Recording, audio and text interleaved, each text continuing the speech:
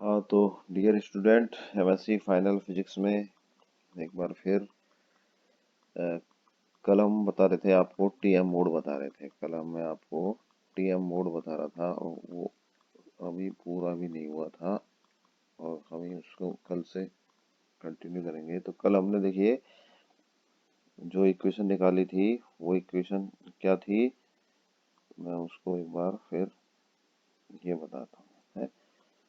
तो कल हमने ये तो बता दिया था H square equal to A square plus B square और ये सब चीजें थी।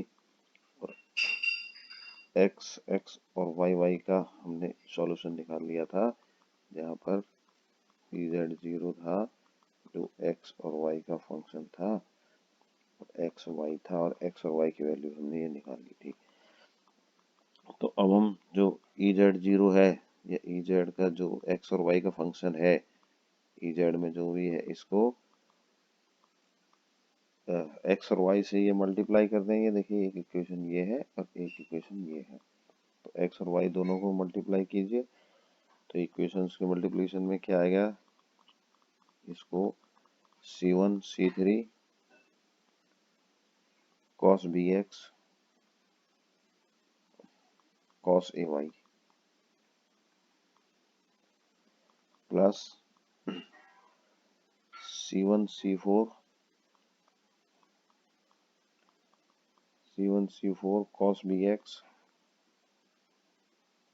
sin ay plus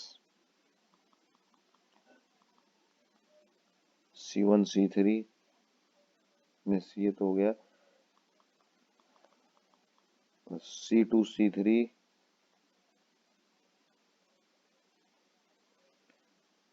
sin bx cos ay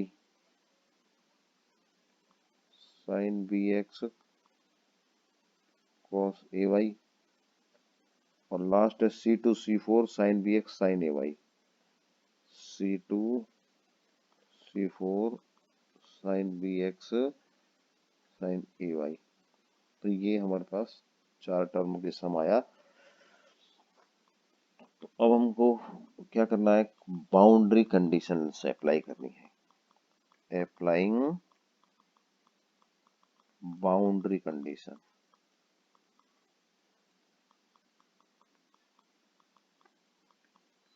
of waveguide. Boundary condition क्या होती है, देखिए बस मैं बताता हूँ आपको। ये वेवगाइड है, मान लीजिए ये हमारे पास ये वेवगाइड है, इसका क्रॉस सेक्शन है, ये यहाँ पर x इक्वल टू 0 और ये वाइड डायमेंशन है। ये कौन सी डायमेंशन है, इसकी बड़ी वाली साइड है ये, जो x इक्वल टू 0 से x इक्वल टू a तक है। और ये इसकी ये दूसरी डायमेंशन है, नैरो डायमेंशन, ये इधर y डायरेक्शन है, तो ये यहाँ से y इक्वल टू 0 से y इक्वल टू b तक है ये। या हम दूसरे वर्डों में कहें कि इसकी जो क्रॉस सेक्शन है उनकी एक साइड a है और दूसरी साइड b है, लंबाई चौड़ाई a b है। तो इलेक्ट्रिक फील्ड के साथ क्या होता है कि मेटल की वॉल पर जो इलेक्ट्रिक फील्ड होता है उसकी वैल्यू 0 होती है। तो electric field x equal to 0 यहाँ पर 0 होगा और x इक्वल टू a पर 0 होगा। तो इलेक्ट्रिक फील्ड की क्या एक बाउंड्री कंडीशन है, at the walls of waveguide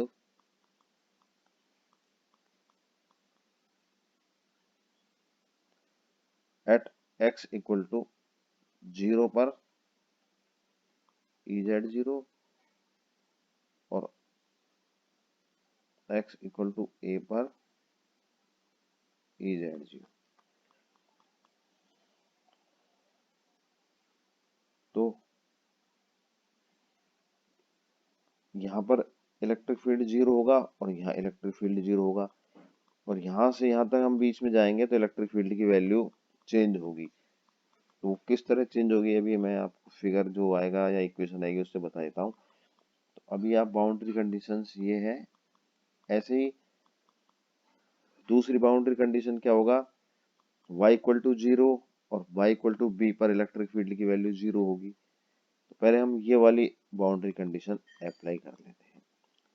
तो x इक्वल टू जीरो रखेंगे, x इक्वल टू जीरो रखेंगे। तो इन इक्वेशंस में put x equal to zero. तो आप देखिए cos जीरो तो 1 होता है और साइन जीरो 0 होता है। तो यहाँ पर साइन जीरो कहाँ पर आता है, साइन एक्स कहाँ कहाँ आ रहा है, देखिए ये साइन एक्स यहाँ आ रहा है और ये साइन एक्स यहाँ आ रहा है। यहाँ जीरो रखेंगे, यहाँ जीरो रखेंगे, एक्स इक्वल टू जीरो, यहाँ एक्स इक्वल टू जीरो। तो लास्ट ये दो टर्म टर्म है, ये दोनों ये जीरो हो जाएंगी, ये दोनों क्या हो जाएंगी, जीरो हो जाएंगी। और ये चीज जीरो होनी चाहिए एक्स इक्वल टू जीरो पर। तो फर्स्ट टू टर्म का सम है ये और ये, इन दोनों का टर्म का सम भी क्या होगा, जीरो होना चाहिए। चलो मैं लिख देता हूँ first two term. First two term है, मैं इसको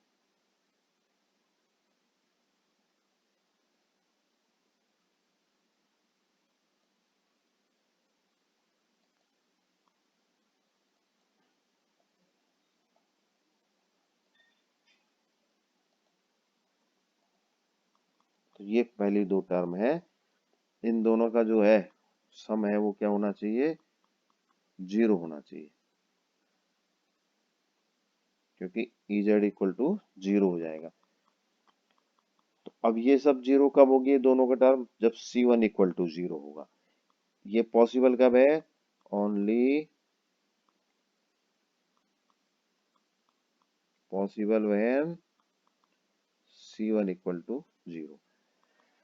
तो हमारे पास एक कंडीशन क्या आई, सी वन इक्वल टू, एक कांस्टेंट की वैल्यू आई C one equal to zero. तो ये हम ये कौन सी कंडीशन लगाई हमने, x इक्वल टू जीरो पर E Z equal to zero. अब हम दूसरी कंडीशन लगाएं, पहली बाउंड्री कंडीशन, दूसरी बाउंड्री कंडीशन लगाते हैं y इक्वल टू जीरो पर E Z equal to zero. तो अब वही चार इक्वेशंस में देखिए y इक्वल टू जीरो, तो y इक्वल टू जीरो, तो यहाँ पर देखिए साइन y कहाँ कहाँ आ रहा है, साइन ए वाई यहाँ आ रहा है ये, तो ये चीज ये साइन y यहाँ आ रहा है, देखिए यहाँ पर, और साइन y दूसरा कहाँ आ रहा है, यहाँ पर आ रहा है ये। हम्म तो हमको ये चीज और ये चीज जीरो कर देंगे, और ये जीरो है ये ऑलरेडी। तो हमारे पास ये वाली टर्म और ये टर्म तो निकल जाएंगी, ये बचेंगी, ये टर्म बचेगी, ये टर्म, तो ये चीज भी जीरो हो जाएगी। तो मैं इसको फिर एक बार फिर लिख देता हूँ।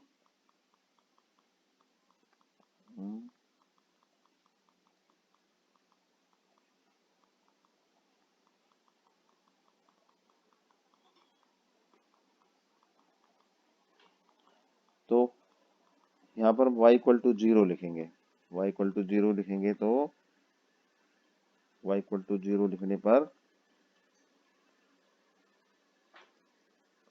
ये चीज हट जाएगी,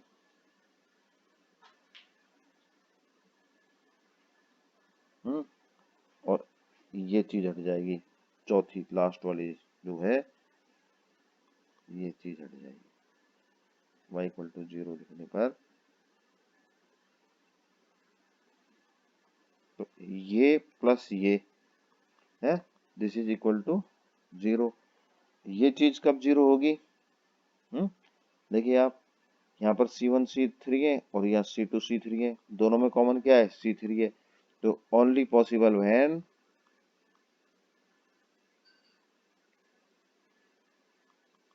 C3 इक्वल टू जीरो। तो हमने क्या है, दो कांस्टेंट की वैल्यू निकाल ली, क्या C1 इक्वल टू जीरो और C3 इक्वल टू जीरो। तो अब हम इन चार इक्वेशंस में जो है, ये वाली जो चार इक्वेशन है ना, यही वाली जो अभी मैं दोबारा पेस्ट कर देता हूँ, देखिए ये चार इक्वेशंस में C10 लिखेंगे और C3, ये सब किसके इक्वल है? देखिए चार इक्वेशन का सम इक्वल है EZ0XY के इक्वल है। तो ये C10 लिख देंगे तो और C30 लिख देंगे। तो C10 लिखने से ये वाली चीज हट जाएगी और C30 लिखने से ये चीज हट जाएगी। तो पहले तीन टर्म हट जाएंगी, लास्ट टर्म बचेगी जिसमें C1 C3 नहीं है। EZ0XY equal to C2 C4 sine BX और साइन AY। ये हमारे पास वैल्यू निकल करके आई Z कंपोनेंट उसकी EZ0 की। किसी Z पोजीशन पर ये इलेक्ट्रिक फील्ड की वैल्यू है। तो अभी हमको क्या निकालना है? देखिए B और A की वैल्यू निकालनी है और इन सब की अभी दो बाउंड्री कंडीशंस बची हुई हैं। दो बाउंड्री कंडीशंस कौन सी बची हुई हैं? At x equal to A boundary condition कौन सी यूज देते हैं?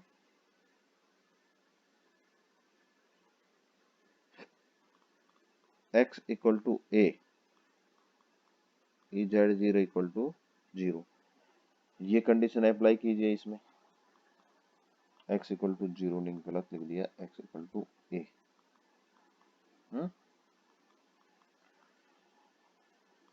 तो x इक्वल टू A लिखिए इसमें, x ये है A, तो 0 यहाँ तो 0 हो गया, बराबर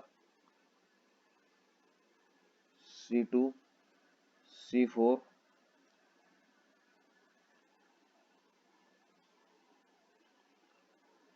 साइन BA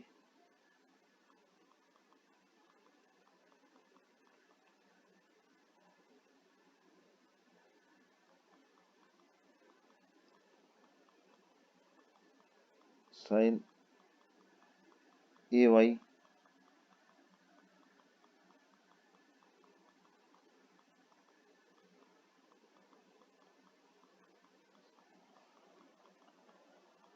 तो ये 0 कब होगा? ये चीज 0 कब होगी? जब साइन BA इक्वल टू 0, क्योंकि 0 है इक्वल, तो इसका मतलब साइन BA इक्वल टू 0 हो जाएगा। x इक्वल टू A रखने पे ये 0 हो जाएगा। इसका मतलब कब पॉसिबल है ये? जब sine BA equal to 0। Sine BA equal to 0 मतलब BA इक्वल टू किसके इक्वल होगा? हम ये मान लेते हैं m पाई,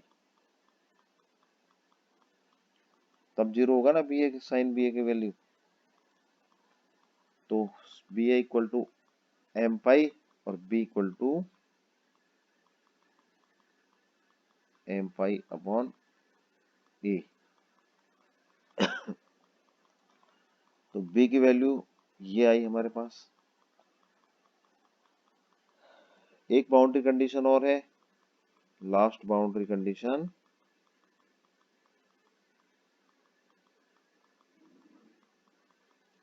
क्या है?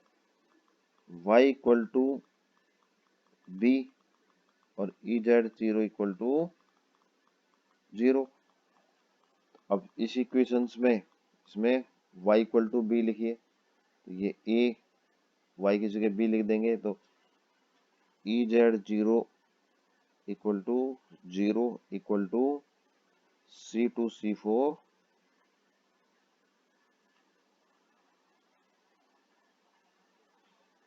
साइन BX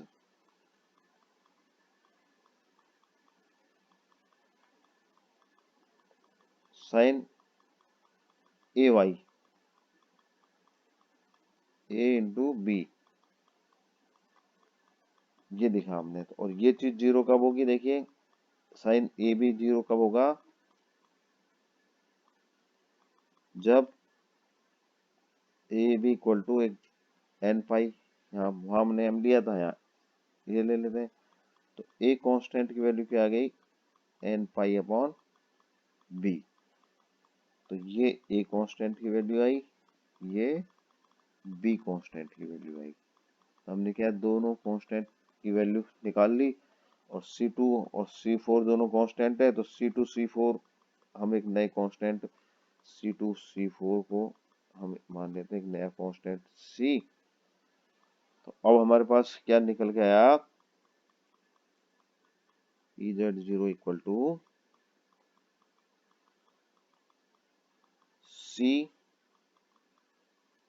C2 C4 की जगह sine M pi upon A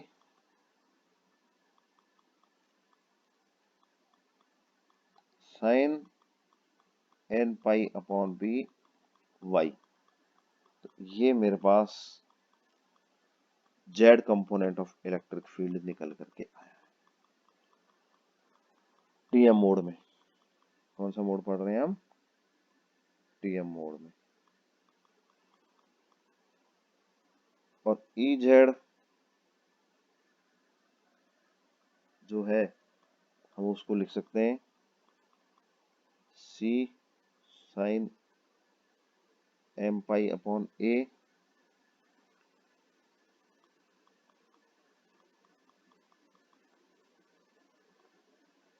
sine N pi upon B Y।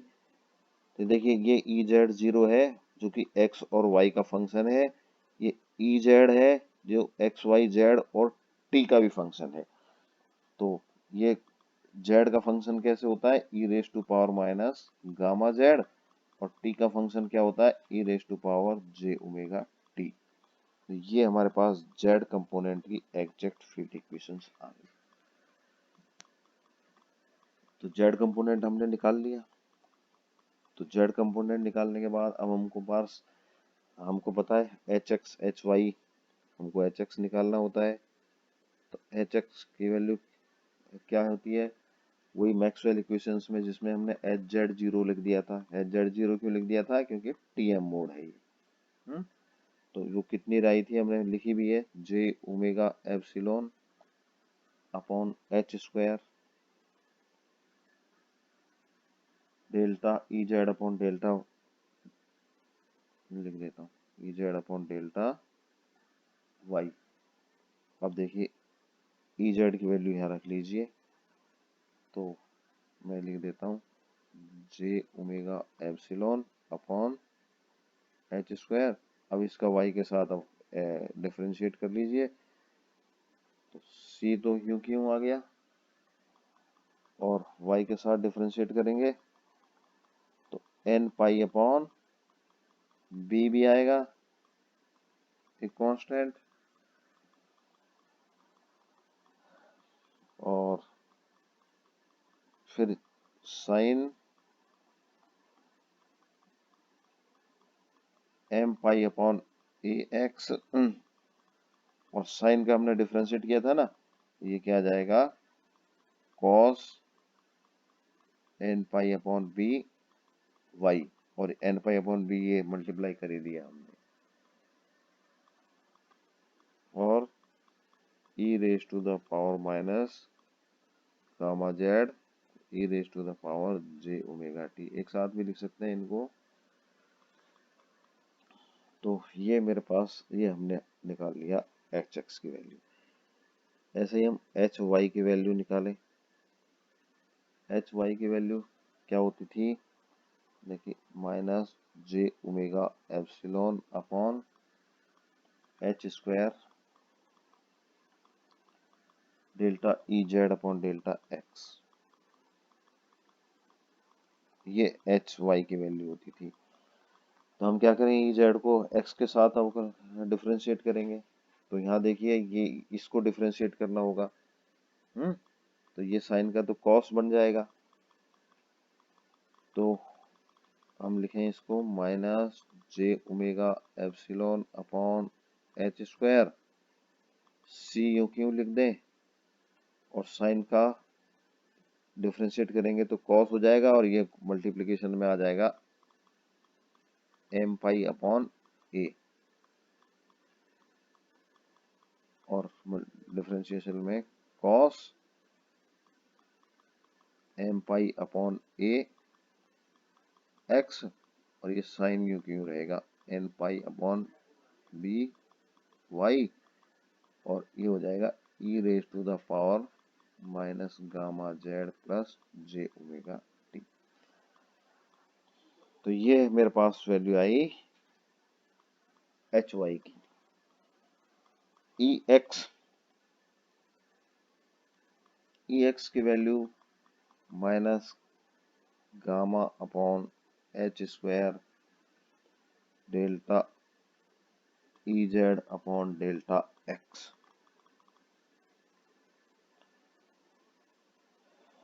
तो हम इसको लिखें, एक्स के साथ मल्टीप्लाई इसको डिफरेंशिएट करेंगे तो minus gamma upon H square, तो यूं क्यों लिख दिया, और सी आ गया यूं क्यों, एक्स के साथ डिफरेंशिएट करेंगे तो एम पाई अपॉन ए आएगा मल्टीप्लिकेशन में, और ये साइन का क्या हो जाएगा, कॉस हो जाएगा, साइन का हो जाएगा cos M pi upon A X, और ये साइन तो यूं क्यों रहेगा, sine N pi upon B Y, और ई का power minus gamma Z plus J omega T. अब रह गई लास्ट इक्वेशन, रह गई ई वाई बराबर minus gamma upon H square delta E Z by delta Y equal to ये आएगा minus gamma upon H square C U Q, और इसमें आ जाएगा एन पाई अपॉन बी, और इसमें sine M pi upon A X, और ये हो जाएगा sine N pi upon B Y sine कॉसनी,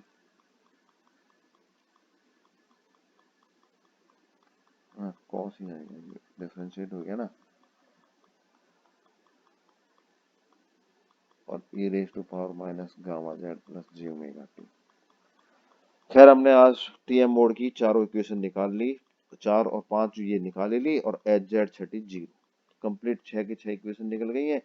आज यहीं तक ही काफी है, काफी लंबा वीडियो हो गया, अपलोड नहीं होता है। Thank you very much.